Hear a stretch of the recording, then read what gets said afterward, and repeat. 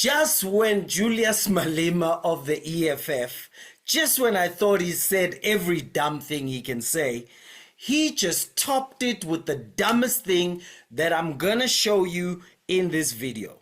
And I'm gonna try not to answer it myself, so I'm gonna let someone else answer it. And then the purpose of this video is to really help you get this concept of economic freedom. And if you stay with us till the end, you will understand exactly why South Africa is getting poorer, why unemployment, poverty are the order of the day, and why right now we are on a knife's edge and may never recover and become the next sad case of post-liberation South Africa. But at the end, I'm going to show you what we could do about it. Oh gosh. All right, let's go. Let's hear Julius Malema in a post called ANC are a bunch of compromised people from CODESA. Group of old men and women who are compromised from CODESA. We don't know what the Oppenheimer family discussed with them when they went into exile. They said to them, we are going to end apartheid. You are going to come back and rule South Africa, and it is going to be business as usual. Meaning you don't tamper with business. You can do those things of yours of politics. Where we are working, you won't do that. They agreed to it. We just know the issues that are above. We don't have the minute detail of what really transpired, because why would a person be scared to remove a statue of Kruger? You really don't know? You were in the ANC, you really don't? We raised it there. You see, the good thing with me is that you can never put it to me that you're saying it now. You can go back to my videos, and I like these social media guys. They go and bring back the archives. Old videos. Yeah. Now, here's the thing. We don't know what these people discussed at CODESA. Okay. Calm down. I'm going to play the video again. I want you to listen to two words. Number one is we don't know nothing. The second thing he says is interference in business. I want you to listen to this and hear it, because he puts it like interference in business is a good thing. Group of old men and women who are compromised from CODESA. We don't know what the Oppenheimer family discussed with them when they went into exile. They said to them, we are going to end apartheid. You are going to come back and rule South Africa, and it is going to be business as usual. Meaning you don't tamper with business. You can do those things of yours of politics. Where we are working, you won't do that. They agreed to it. We just know the issues that are above. We don't have the minute detail of what really transpired, because but they are among a certain black political institutions that are huge criticism about the outcome of CODESA. Yes, but that's if you listen to them, what will you say? The CODESA outcome was a very good outcome for South Africa. The Constitution of South Africa is a good constitution for South Africa. People don't understand that a constitution and an economy are two different things. Many people think that CODESA should have addressed the issue of the economy of South Africa. No, CODESA was about the political equality of the people of South Africa, not the economy of South Africa. The economy of South Africa, according to the Constitution, is managed by an elected party that has the majority in parliament. It decides the economic policy.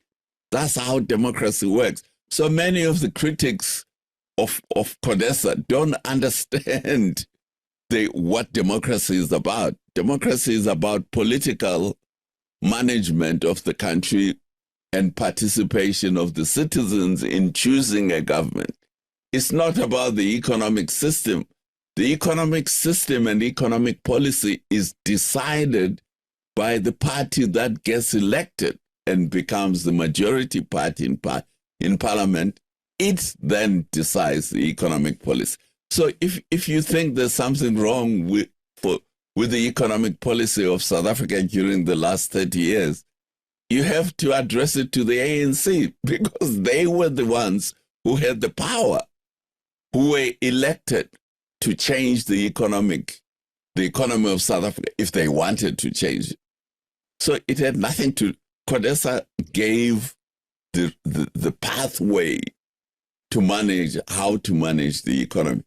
And then the party that was in power managed the economy to suit itself, essentially. That's how the ANC. So it's not the fault of the Constitution or the fault of CODESA. It's the fault of the ANC if you are unhappy with the way our economy is being managed. I can't say it better. So, the Bible talks about woe is he who calls good bad and bad good. It's funny that the people who want economic oppression actually call it economic freedom. Economic freedom in our lifetime. How will you get us economic freedom? We will interfere with it. That's stupid. Freedom would assume leaving something alone. If you're going to interfere with me in any way, I become less free. If you stay back, I become more free. Unfortunately, so many, and especially black people in South Africa, have been so brainwashed by Marxist thinking that even though they've read the dictionary, they understand what freedom is. Freedom means being able to do what you want when you want to do it with no one stopping you. So you hear Julius saying interfere in the economy, and then they say interfere in the economy to bring freedom. That's just so backwards. How does interference bring freedom? Let's talk about this a little bit, because all of African countries interfere with their economies because they all think like Marxists, and then they get poorer and poorer, and they interfere more and more, and before you know it, everyone's poor, shooting everyone, and it's a mess. Marxists, just like the ANC, just like the MK, they want to interfere in the economy. The ANC has been interfering in the economy. That's why we have Herman Mashaba under apartheid, which was a complete political injustice, but there was more economic freedom. That's why you had Shabalala, you had Herman Mashaba, you had Maponya, who actually could become millionaires under an oppressive system. You move forward 30 years, there are no self-made millionaires anymore. Why? Because there is less economic freedom. Look at this. Look in the world. Where are the free? This is showing the freest countries. Now, let's start with BRICS. You've got Russia up there. It's business friendly, but the government controls it. So they make more money than us because they're business friendly, but you'll realize that the richest people in Russia are the ones closest to the government. China, not so economically free. Even though they're business friendly, the government controls it. That's why there was a billionaire who stood up, the guy who started Alibaba. He stood up, he said some things publicly, disappeared for 2 years. Literally. Popular guy like an Elon Musk sort of personality, disappeared. Came back after 2 years and just moved to Japan and had to sell all of his shares, right? Not economically free. Then you have India, not so economically free. Brazil, not so economically free. Let's look at South Africa. If you look at Africa, you're going to cry. Where do you find the greatest concentration of countries that are not economically free? in Africa. Why?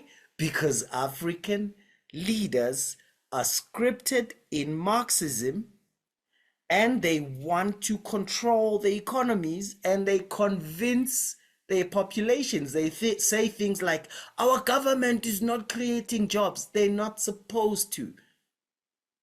Biblically, government is not supposed to create jobs.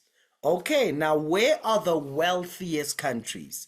Australia, New Zealand, Europe, America, Canada, Chile, Uruguay. Why are they the wealthiest when you check individuals? In the free countries, there are at least 10 wealthy business people who are 10 times wealthier than their president, and they have no connection to the government. Go to the non-economically free countries. Usually, the richest person in the country is the president, and every other rich person is linked politically. It's the same in all these countries. Wow, so it's not just us. No, because we are not as economically free.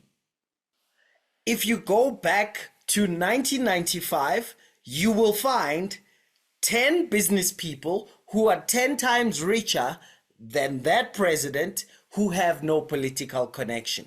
Come to 2025, you will not find 10 business people 10 times richer than the president who are not connected to the government. Less freedom. What does it mean? It means you cannot do well unless you're in with the comrades, the revolutionaries, and fighters. So we are less free. Now, let me show you what economic freedom is, which makes countries wealthy, and especially not measuring the whole country, but just how much is the average that each person makes in that country. Well, first of all, let me show you where we rate on economic freedom. All right, let's see. Who are the most economically free countries? Singapore, Switzerland, richest. Ireland, Taiwan, richest. New Zealand, Estonia, Luxembourg. Luxembourg is the richest of all of them. And when I say rich, I don't mean how much the whole country produces, but I mean when you look at how much each citizen actually has. Denmark, rich. Sweden, rich. Oh, number 10, no African country. Germany is number 14, most economically free country. Right, so you go down. There you got Dubai. Why do you think it got famous all of a sudden? Economically free. And then you've got the United Kingdom. When it goes orange, it means free, but yeah, reasonably free. Georgia, okay, how long do I have to go before I find... Now, look at this. We're now in the red. And now you see there are a lot of the countries that struggle. And all of them blaming the West for stealing their rocks when actually they are oppressing business. There's South Africa, number 112. It's red. We're not economically free. And everything the comrades are saying is trying to make us less economically free. And if it works, in terms of it produces more money, you will not be free. You will not get on YouTube and say what you like and do business, because the government can just shut you down in a second. And it's been getting worse and worse over time. This is South Africa right now, mostly unfree. Mostly, how? We used to be reasonably free by the end of apartheid. Now we are economically unfree. What does that mean? It means the government has passed law after law after law after law to block the freedom of business people. So the person who should have hired you for your next promotion The person who should have asked you to come work for them and you could have shown your boss that you're in demand and they would have doubled your salary doesn't exist because they're going to have to fight through government and therefore you make less. And the people they would have hired aren't there. The people who would have come up and created competition so that prices get cheaper hasn't been able to set up that company because we are mostly unfree. And what EFF is fighting for, what the ANC has been doing, what the MK wants to do is to make us completely unfree. Why? Because they want the government to stop citizens from operating as business people. What do you find in economic freedom? A couple of things, right? So there's rule of law, property rights. So whatever you're going to see now is probably before Expropriation Act was signed. So we've gone down. You'll find tax burden. They're wanting a bigger tax, which means what? We become less free because they're saying when you work, more of your money belongs to government than is available to spread among citizens. Government spending has gone up all the time. The government spends 3 times in 2025 as what they spent in 1995. Okay, and then you've got a whole lot of stuff, regulatory stuff, open markets, whether you can trade with outside world. That's going down as well because the whole BRICS thing everyone's talking about is positioned where the government gets to choose who you're going to do business with. And then they go outside to say, we are open for business. We don't need any government person to go tell anyone we are open for business. Just increase freedom and the citizens will connect with other citizens and business will flow. Now look at the scores over time. We're starting at apartheid just ended, democracy just came in. Our score was 60.7. And you realize we went up in freedom. It's also the time when the economy was growing.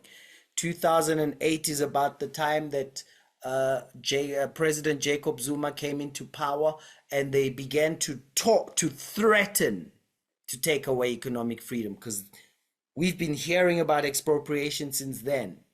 Guess what happens?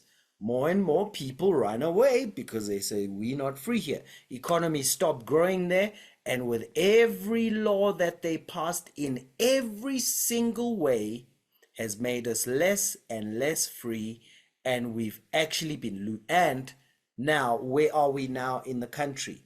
This is where we are.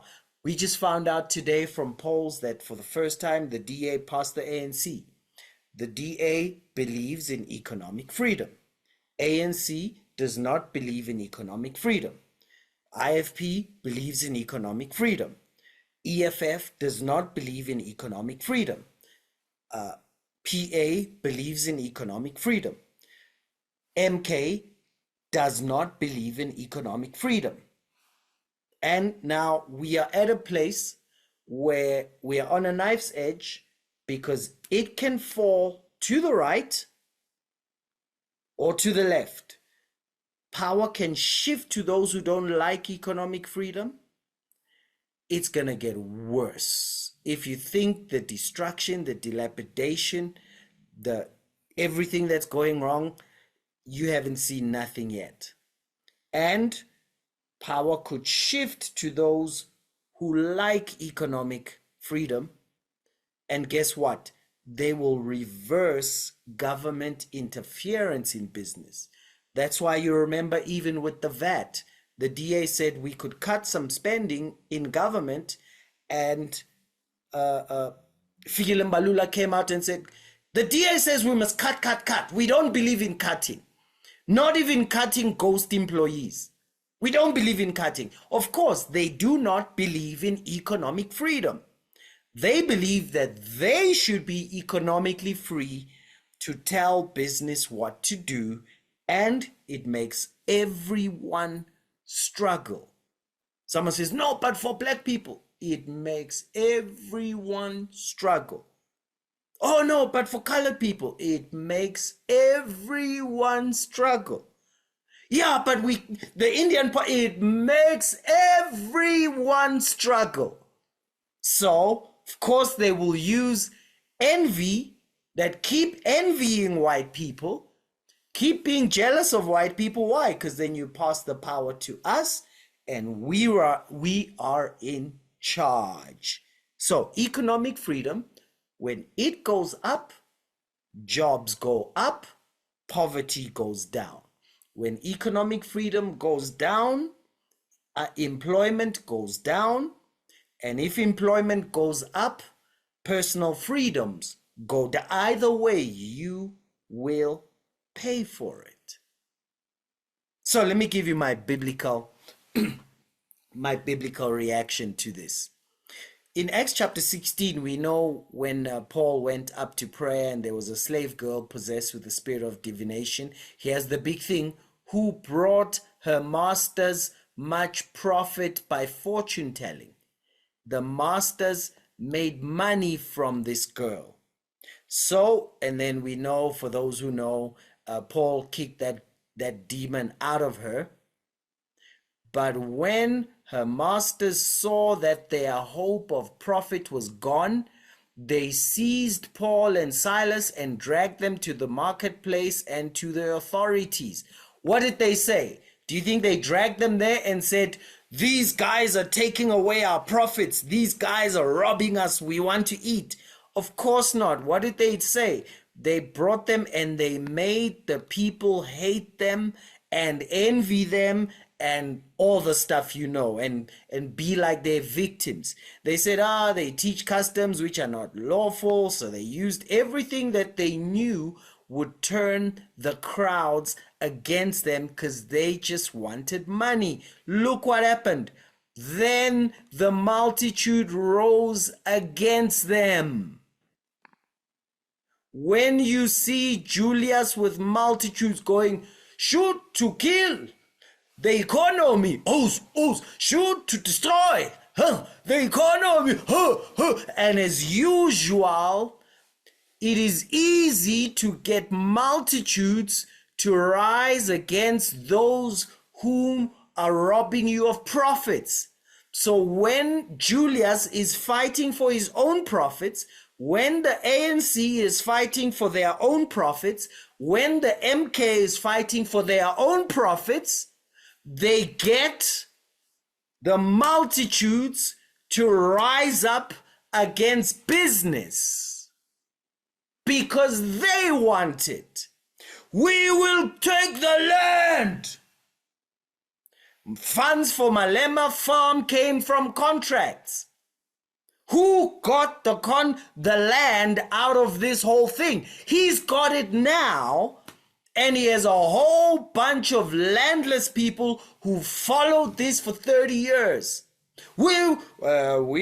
Of course, ANC's better. We need to get the land for our people. Well, go check every comrade. They've already got land. The MK, we need to get land for our people. All of them already have land. We will nationalize the mines for our people. He's already got the mine right now. And you supporting him, you don't have a mine. We will nationalize the banks for our people. EFF, MK have already spent bank money. How much of this did they share with a single person outside of their family? How many black people got to share the money they stole from a dying bank? But you see, that's how you get multitudes. You even brainwash them to talk about economic oppression when they say economic freedom. So here's the thing. What can we do about it? Because we are at a crossroads. Now, if you cool for me to let you know what we could do about it, please press the like button. Here's what I want to say.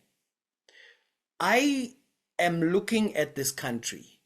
We're on a knife's edge. We literally have 5 years to decide our history.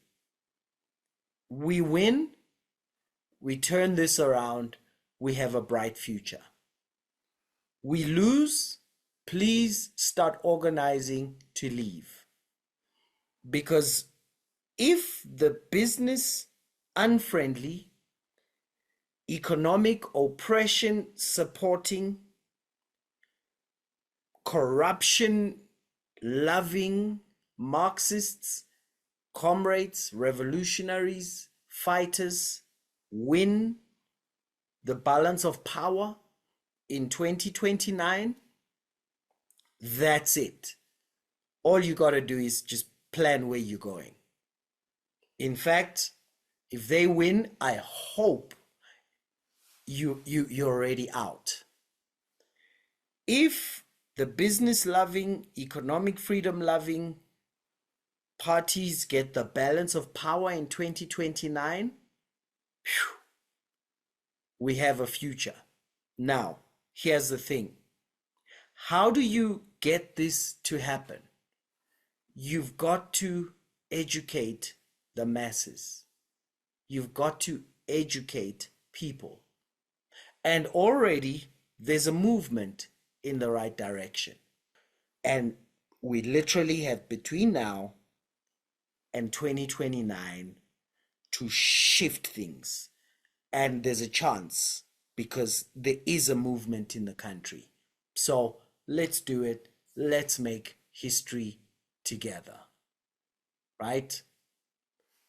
At every point in life, we're faced with two choices. First choice is to do nothing. Everything stays the same. Second choice is to do what we are still doing. And, if it's really going to move the needle, then that's awesome. Keep doing it. But the third choice is when opportunity knocks, you jump, you grab it with both hands. And one day you'll be looking back and saying, man, I was part of making this happen. Let's shift the country and have them vote for business loving, economic freedom loving, more honest parties. No man can serve two masters. Either you will love the one and hate the other, or you'll respect the one and dishonor the other. We cannot serve God and Karl Marx. So let's join hands together and let's knock that Karl Marx in the head and have a bright future that when we retire and look back, we'll be going, oh man, sitting on a swing and swinging and saying, I can't believe I met that bonsai guy. I don't even know how I met him, but look how we saved this place. Apparently they're building a new city. I believe it's possible. I want to see 30,000 in dollars adjusted for inflation being the average income. Well, 30,000 in dollars, that would mean like a 30,000 a year in rands now, being just the average income. I want to drive by a place where there were shacks and get to see like, oh wow, every third house someone's building, because the country has released business, released investment, released its entrepreneurs, and money flows around because it's not people driven by envy, trying to fix the injustices of the past while creating injustices in the present and having no vision for prosperity in the future. I believe we can win this, so let's make history together.